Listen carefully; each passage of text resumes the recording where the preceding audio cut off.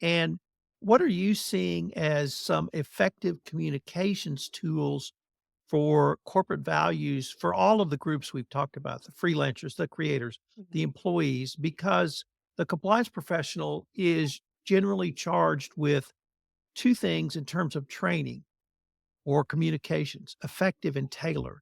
So some employees should get a higher level of training. Yeah. Some employees should get other basic training, but with do you have a any sort of a sense of the types of training or communications, if you want to use that word, that you have seen be effective?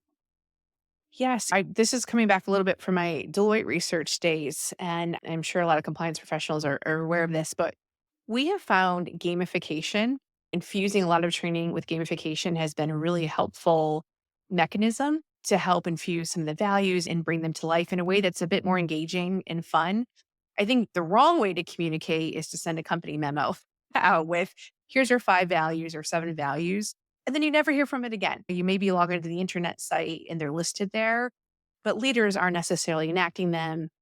You're not necessarily seeing them within the day to day work and workflows. And how do you reinforce behaviors then? And how do you reinforce the values? One, to your point, you have to train them. And if you have the gamification within training, that seems to be helpful. The second thing that we're doing at Upwork, we call them the love awards, but I think is really helpful is then rewarding publicly the behaviors that you're seeing within the organization when they're enacting those values. And as an example of one of our values is around innovating. Failing fast, as an example, we elevate and share stories every quarter of those individuals or those teams that have actually embodied that and what that looked like and the lessons learned. And so I think storytelling is such a powerful mechanism as well of it's one thing to say, here's the value. The other thing is to say, but here's how it's actually being lived within the organization. And here's again, one of the best ways to drive human behavior is reward is through performance mechanisms.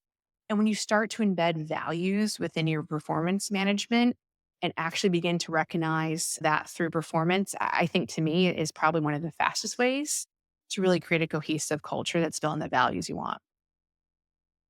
The Department of Justice, who largely regulates the space area and I play in, although the Securities Exchange Commission also Yeah. has a role, has come down very heavily on the side of financial incentives. Mhm. And I Mhm. certainly agree that financial incentives can drive behavior, but I often worry that we're missing something by putting essentially a metric in place that says, hit this metric, whatever that might be. What are your thoughts on that?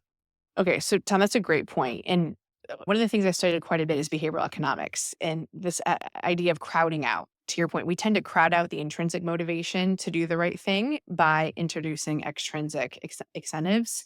So, these classic academic research that was done on compliance towards seatbelt wearing or to stop smoking, when they introduced a financial reward or metric, those once that reward was gone or once that financial metric was gone or not being monitored, people stopped wearing their seatbelts or continued to resume smoking.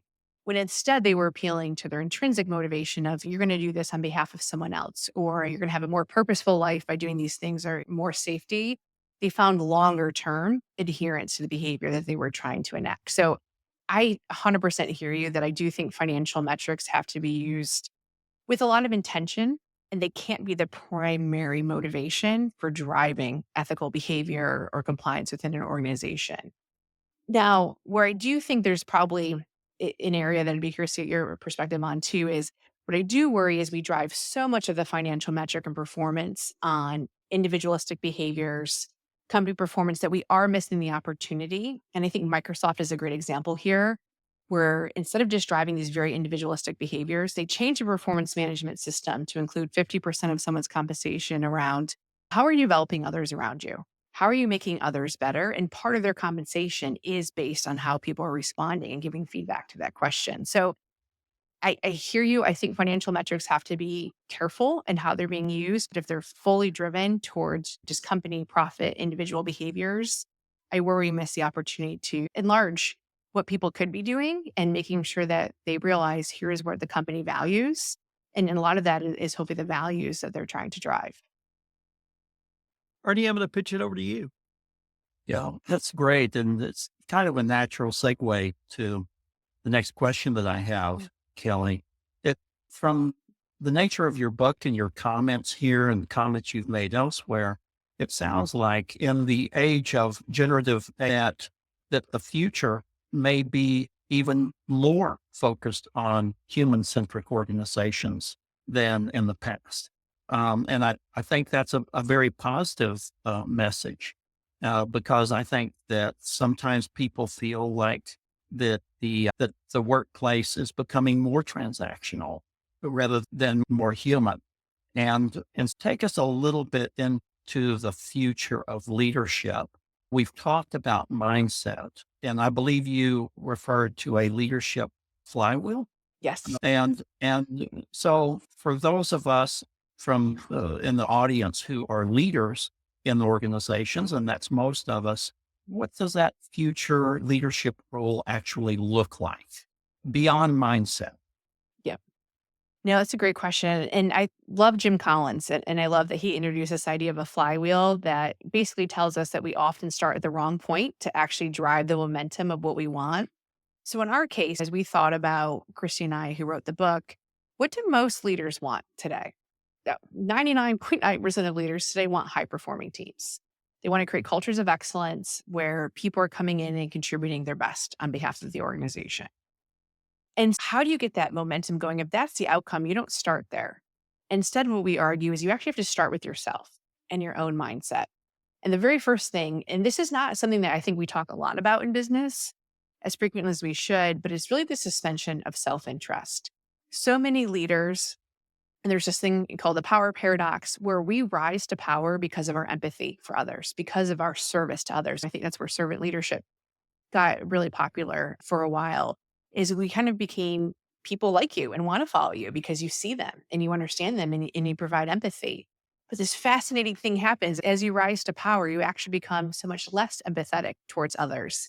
You become so much more self-interested, and power tends to put blinders on us. And we see this, I think, a lot within our corporate organizations of people rising to power and then no longer really caring for the workforce. So the first thing that we call on is really suspending your self-interest and really catching yourself before you become victim to the power paradox and really become blind to the needs of others, including your shareholders, stakeholders, customers, all of it. The second thing then is to think about, then what's the behavior? If you're able to suspend self-interest, what do you do with this capacity then to see others? And that's the thing that we focus on as the second step in the flywheel, which is to cultivate curiosity about your workforce, about your customers, about your vendors.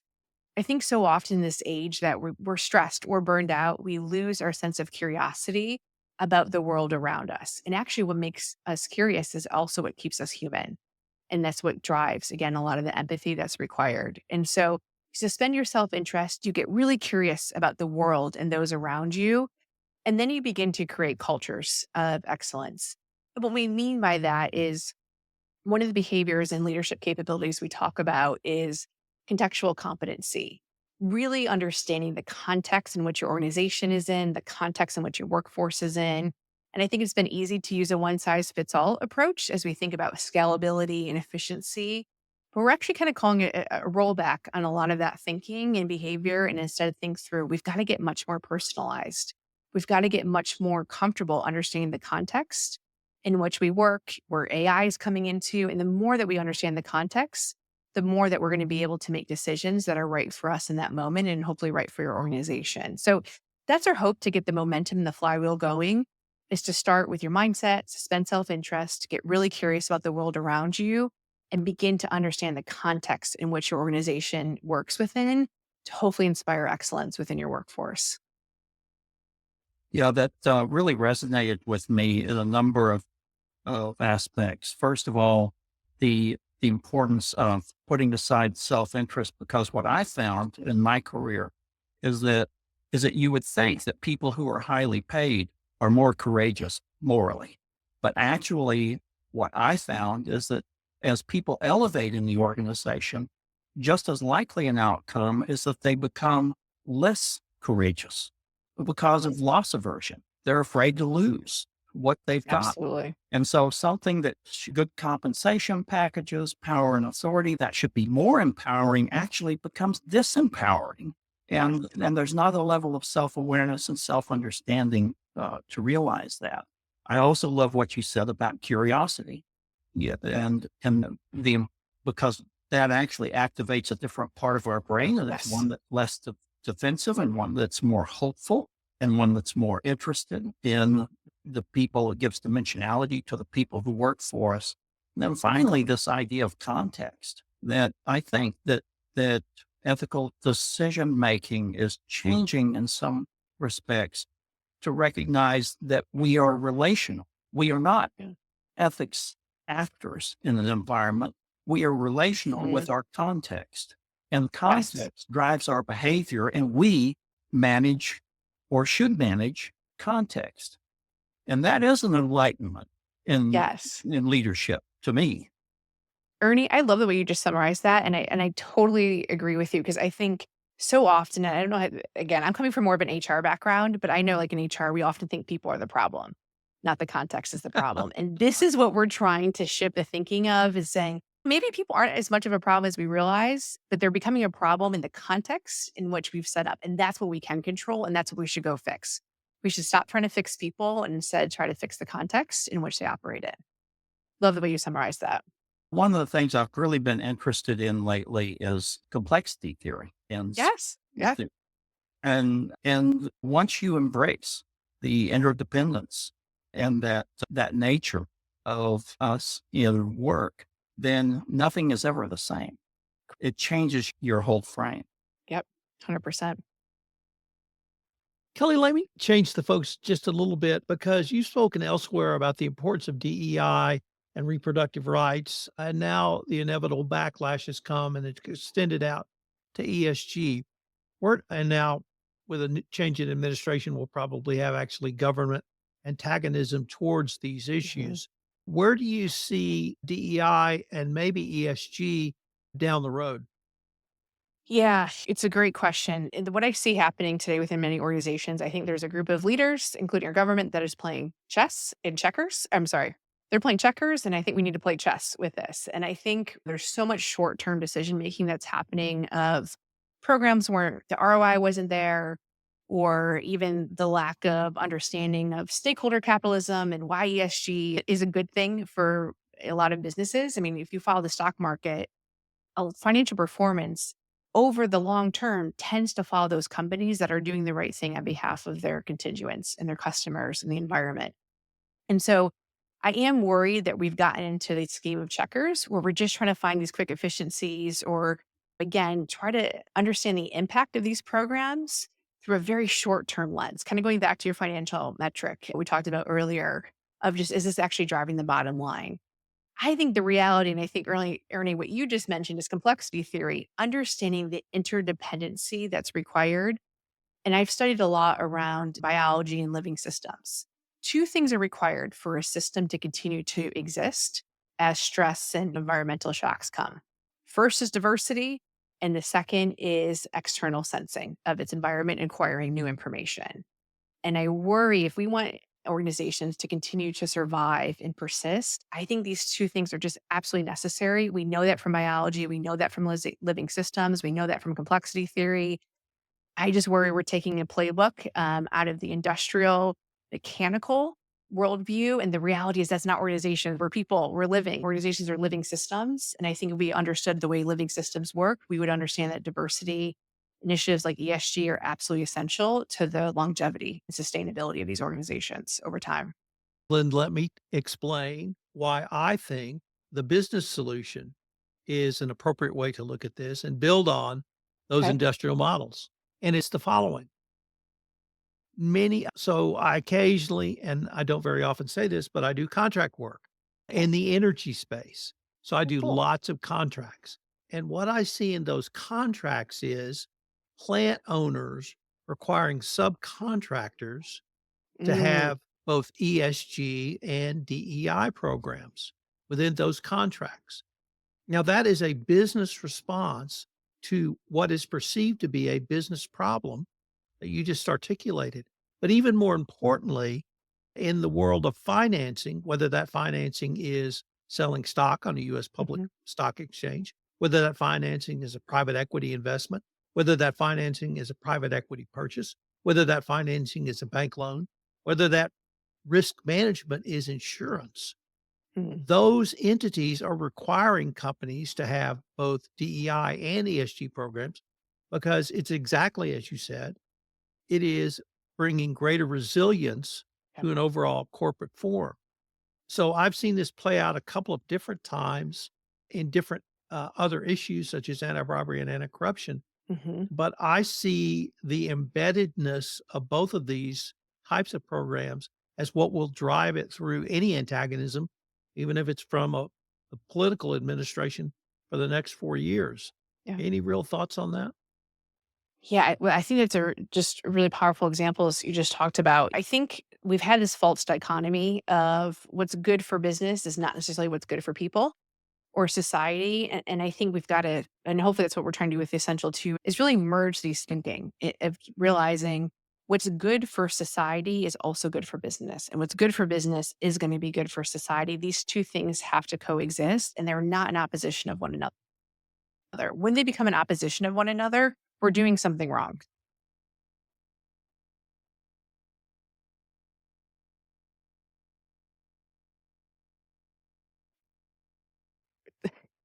Pick up with quite frankly. Quite frankly, I think we're doing something wrong when we're putting this in opposition of one another. And so, again, what my hope is, I hope time continues to tell, again, the longevity of organizations, the longevity of contracts and vendor relationships exist when they're built on doing what's right for people, what's right for society, what's right for planet. And I think I'll be honest with you. I mean, I live in Florida. We have seen the impact of climate change disrupting the supply chain and stability of businesses. And that's going to become a bottom line issue if we don't begin to manage this. And so I am hopeful that managing the bottom line, which is going to always be top of mind for many leaders today, as the world begins to show us that it requires more sustainability, more attention and resources, when that begins to disrupt business, I think leaders are going to be paying attention, whether it's politically in style or not, or whether that's necessarily being political top of mind. I think the reality is these sorts of continuous disasters are going to make this a business issue, especially as it remains to keeping the supply chain intact. One of my favorite issues to think about because it's so complex, at least to me, is the generational aspect of our workforce. We can literally have 5 generations in a workforce currently, and we all see things through very different lenses. And so I really wanted to maybe ask you or explore with you how the generations in our workforce, really deal with some of the things you're forecasting. Generations is probably one of my favorite topics to study as well because I find it so interesting because we're all so different. We're also similar, but we're also so different. In this past year, Gen Z actually just overtook baby boomers in terms of their representation in the workforce. So I think we're going to continue to see the values and expectations of Gen Z continue to infiltrate the way that we're thinking about organizations. Now, the one thing that I see coming, I study a lot of both millennials and Gen Z, is they do not have the same allegiance to corporate identity or company brands as Gen X and baby boomers, and maybe even as some of the elder millennials have. Instead, we see Gen Z gravitating more towards causes, towards problem statements, and really being okay and almost expecting their ability to solve for some of those outside of just one organization. And some have coined this a portfolio career, where they see work as managing a portfolio across multiple organizations or across multiple platforms and being able to contribute to whatever it is that cause is or that they're working on or that purpose is. I think it's a really unique way to think about the world of work. I mean, I still tend to be a little bit old school, I would say, where it's okay, this is my company, this is my full time job, and this is what I'm focused on. And I'm beginning, like you too, Tom, like trying to think through what are some ways that I can be an independent contractor? What are other ways that I can contribute my research or knowledge to the benefit of something even bigger than Upwork at times? And that's a different relationship that we have between organizations and workers. And I think it's getting uncomfortable for organizations and leaders. I know I manage a team and I have to start thinking a bit differently as my team comes to me and tells me about some of their stuff that they're working on or that they want to do, and being okay with that and realizing they're continuing to develop their skill sets and they're going to actually be a better employee when they come back onto my team and organization because they're going to continue to develop. They're continuing to see other contexts. They're continuing to see new information. And again, thinking through that living systems, that's what I actually need. I don't want them to get too comfortable and continue to see our context as the only context. We're going to miss something. I think Gen Z is going to make us uncomfortable, to be honest with you, of thinking about work differently in this way. But I think it's going to be required because as we think about and as we've discussed what AI is doing, and especially in terms of being disruptive to a lot of STEM professionals and to white collar work, we have to think about work differently because there may not be enough jobs to continue to go on if we continue to think about work in the same way. And so I think it's the time to get creative of what does that social contract look like? What does a career look like? And how do we do this in a way that's actually sustainable from an income perspective, skills development perspective? Because we're just seeing changes. Half-life of skills is now down to 2.5, 3 years, and that includes STEM. Those are just really low numbers, and it's putting a lot of pressure on people to continue to keep up. Have to say, one of the most fascinating things I heard you say was we went from baby boomers to Gen Z, and we lost the poor stepchild of Gen Xers. Yeah, And they are many ways the middle child of our generation. But they but are. with that, Ernie, I'm gonna pitch it back to you to bring us home with what does all of this mean for the ethics and compliance professional? Yeah, a lot of our listeners, both nationally and internationally, are ethics and compliance professionals. And just to clarify, their job is to run point in their organizations and sustaining the values driven elements Mhm. that are important in your work and that you really emphasize, I think, in your upcoming book. And so the responsibilities include monitoring reporting systems, speak up systems, investigating misconduct, managing training and communications around ethics and compliance, conducting risk assessments. Sometimes they report to the board, sometimes they report to the CEO or to general counsel, but they're at a fairly high level. What are the two or three things that you think that in 2025 and in the midterm that ethics and compliance professionals can do to help adapt to the kind of future that you're seeing in your research? What's the most important laundry list for them? Yeah, I think compliance and ethics is going to become such a I mean, it's always been a backbone, but I think it's going to become even much more visible, the impact that they're going to have. First thing is ethics and compliance has to be well versed in AI and really how it works, the statistics behind it, how it's coming up with the output, especially as we start to move into an AI agent world. I think, I hope that ethics and compliance professionals and officers are at the forefront of this revolution and not trying to play catch up. And I think that's what I get worried about sometimes. I was at Facebook for a while and just the deep data scientists, the machine learning. I mean, there's such a particular skill set that's building all this technology, but the implications it will have on business decision making should be falling into the realm of ethics and compliance professionals. And really, that application needs to be really in the hands of ethics officers. And so that's the first thing is I really hope that this profession is really grounding themselves in AI and where it's going. This is not something to let become a runaway train and try to catch up with. It needs to be happening. It's moving so fast. And so I think being able to understand and really have much more than just a layman's understanding, but a deep understanding of how generative AI is working is going to be essential. The second thing, though, I would say then too is, and we've talked about this, is really from a mindset perspective. Oftentimes, I know we have to write policies and think about things of the 10% of the bad actors that exist within organizations. And I think there's an opportunity here to say is how do we think about, and I'm just making these numbers up, maybe it's 85% or 80% of the good actors within organizations. How do we continue to think about programs and policies to continue to encourage that and to continue to encourage those values and that good behavior as opposed to more of that kind of punishment compliance mindset that really focuses on the controls, which are necessary. It's absolutely essential. But I think what's even more important is how do we really make that good behavior more contagious within our organizations and more valuable? And I know that's a hard thing to do. So it's easier for me to be on this side saying those are the two things to do. But those are the two things that are absolutely top of mind for me in my research this year, to be honest with you, is how do we make that good behavior contagious?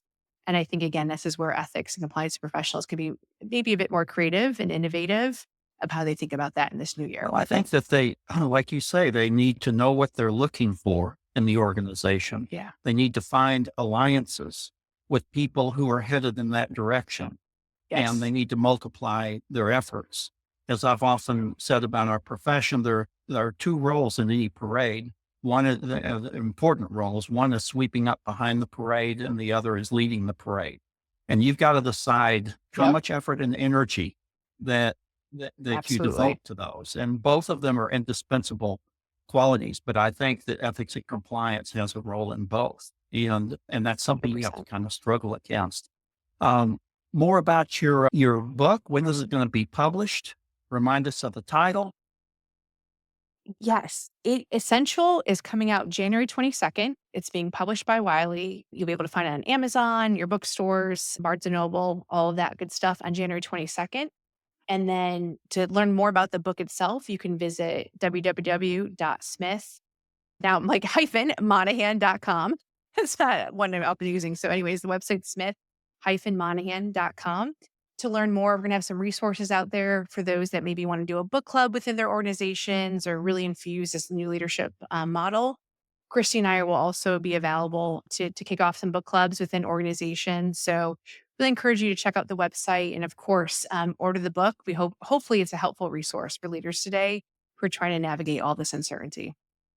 Kelly, unfortunately, we are near the end of our time for this episode. But before we leave, I did want to ask if what would be the preferred social media platforms that listeners might be able to connect with you on.